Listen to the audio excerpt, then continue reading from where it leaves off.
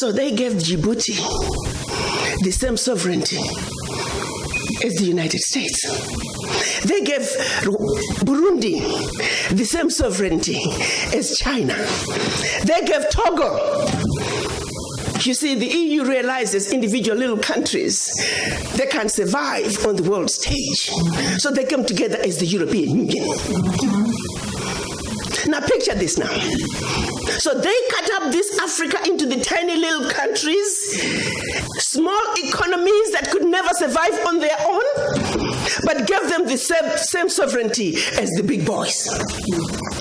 So that way, when the little bitty countries go to the world stage for the purposes of development and discussing trade, they're wannabe boxers who are being thrown into the heavyweight boxing ring every day. How do you put China in the same boxing ring with Eswatini? Eswatini has 1.2 million people. China has 1.4 billion people. And you put them on the same stage and say, go at it, negotiate. Are you with me? Yes. This is insanity of the highest order. How have we allowed this carnage to go on? When Eswatini is thrown in the same boxing ring with China and Eswatini collapses before Eswatini even gets on the stage, the world says, well, Eswatini, what's wrong with you? Why can't you take care of your people? Well, China came in and said, Eswatini, give me all your gold or else. And if Eswatini does not agree, they just go on next door to Lesotho and give Lesotho an extra $1.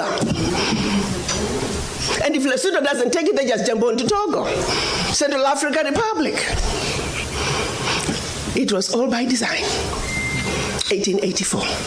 They did something else in addition to chopping us up. They also set out to make the African believe that everything African was bad and undesirable, and everything Western, particularly French and British, was more desirable. We call that the legacy of colonization. Prior to that, they had started long working on the slaves. Make them think everything about them, forget anything about Africa. Where you come from is a horrible place, diseased and dying people, constantly at war with themselves, uncivilized. Cut out any communications with them. You need to just know what we tell you. And we call that the legacy of slavery. So that's where you look at where we are today. 135 years later, a system that was put in place to see to it that Africa and her children are forever defeated, that Africa is forever exploited, remains in place today, alive and well. And we sit here and we ask ourselves, why isn't Africa moving forward? Why does Africa continue to be taken advantage of? Well, I'll tell you why, very simply. Until Africa comes together as a continent speaking with one voice, one continent, one people, nothing, and I repeat, nothing is going to change. As individual little African countries, we are wannabe boxers. We will never make it fighting against the heavyweights. We must speak with one voice. Yeah. And this is exactly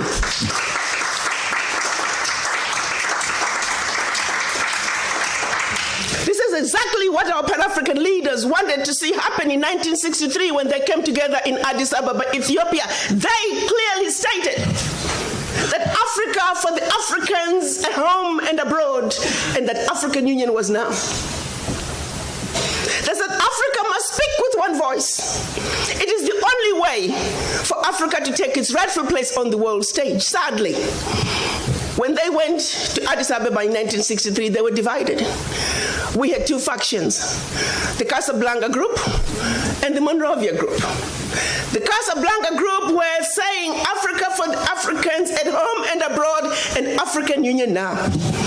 This was Ghana, Guinea, Mali, Egypt, Morocco, Algeria, and Tunisia. Only 7. The other 25 of the 32 who attended were the Monrovia group. They were the nationalists. They said, let's go slow. Let's kind of wait on this Pan-African thing.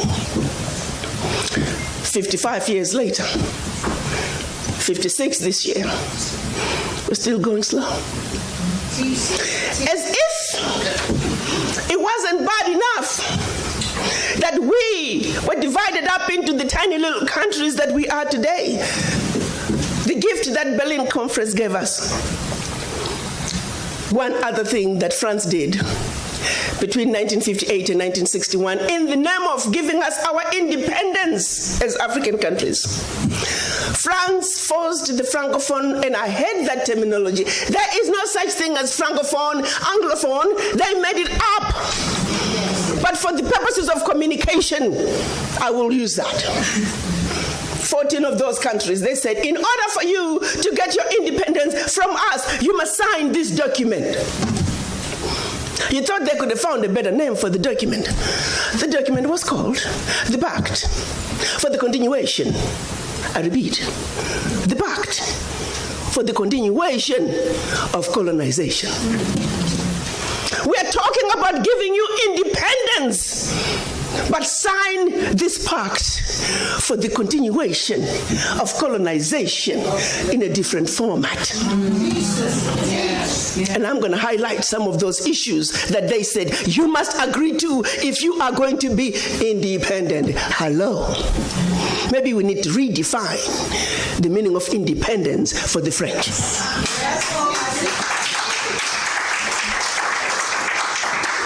First, France said, you see, you monkeys, you don't know how to manage your money. We're going to demand that you deposit 85% of your bank reserves with the French Minister of Finance. Under the French Central Bank, under the control of the French Minister of Finance. France is then going to take your 85% bank deposits from each and every one of you. Deposit those funds in the French stock market under the French name. And you may or may not know the returns. Today, as we speak, the latest figures are saying for every 14 billion that France invests in the stock market from Africa, they are realizing upwards of 300 billion in return. Every year in, year out, because of these deposits from the African countries, France is taking out of Africa over $500 billion. Now figure it out. For every 14 billion, the returns on the investment are over 300 billion, and they are taking over 500 billion. So in actuality, France is taking out of Africa trillions of dollars year in and year out from us poor people, Africans. Back to the pact. So should you want to access some of your money that you have deposited with France, you have to submit your country's financial returns. And if approved, you get to get it as a loan. You can only access up to 20% of your money year in, year out as a loan at commercial interest rates. Your own money. As if that was not enough. They said all your minerals discovered, yet to be discovered, all your oil discovered, yet to be discovered. France and French companies have the first right of refusal. If there's anything left over that the French companies do not want, your people might have. To this day. They said you will only use a currency that we created for you because you're special Africans. We call it the CFA. There was the Central African CFA and the Western African CFA, same animal. And that France is the only one that can print it for you. 1958. Fast forward. They're still printing it for us. And if you start misbehaving, they just stop printing your money. And your country's in trouble. They also said your language of instruction shall be French, whether you like it or not. That France will have military presence in your country. that your military can only be trained by France, that you can only buy military equipment from France, that you cannot have any military alliance with your neighbor, and that in the event of war, your allegiance is only to France. And furthermore, because they have military presence in your country, they can invade you without notice should they feel that the interests of France in your country are being violated. Teach, sister, teach. Speak on, sister. Fast forward, 2019, nothing has changed. The same people who have the audacity to tell us that we are poor countries, they are taking trillions out of Africa every year. And what is the African doing? Like an obedient, programmed black man, we just give in. We know the facts, but we just do nothing about it. Now, you have to say some of the fears are real, because if France that has sold you inferior equipment to theirs, France that has trained your military to be inferior to their military, they are now in your country. They can invade you. They have the permission to do so. They can destabilize you. And then one might say, why is it that African leaders haven't done anything about this deplorable situation? Well, let me tell you, my brother and sister, they have tried. Documented to this day, 22 coups where leaders were assassinated. France had something to do with it. The first 7, when they decided they were pulling out of the CFA and that they're going to print their own money, they were assassinated. Every time an African leader has tried to do what's best for their country, they were assassinated. Majority of them aided by France. It's a known fact.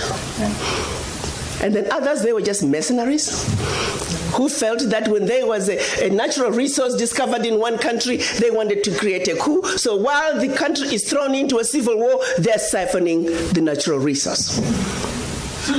We know of one particular story that had we not known about it, it would have been, oh, there we go again, the Africans.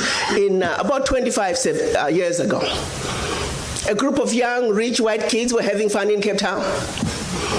They found out that there was oil in Equatorial Guinea that had just been discovered, and they wanted it.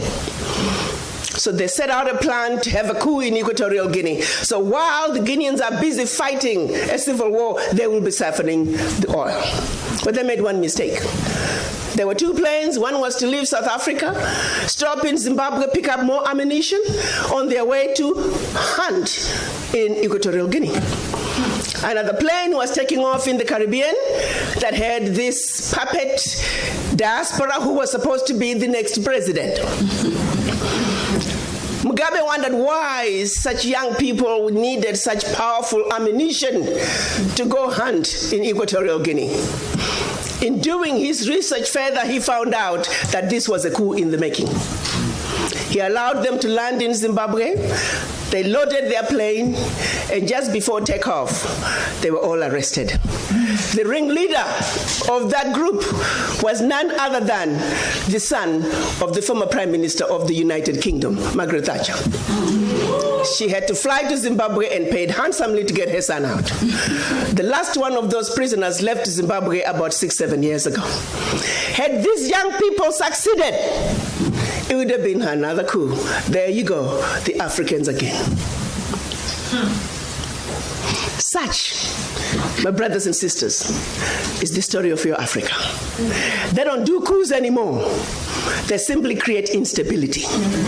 So when you hear of an instability in an African country, ask yourself, what is really going on? Because what they are telling you is really going on is just a shiny object. The real issue is over here. And you need to stop before you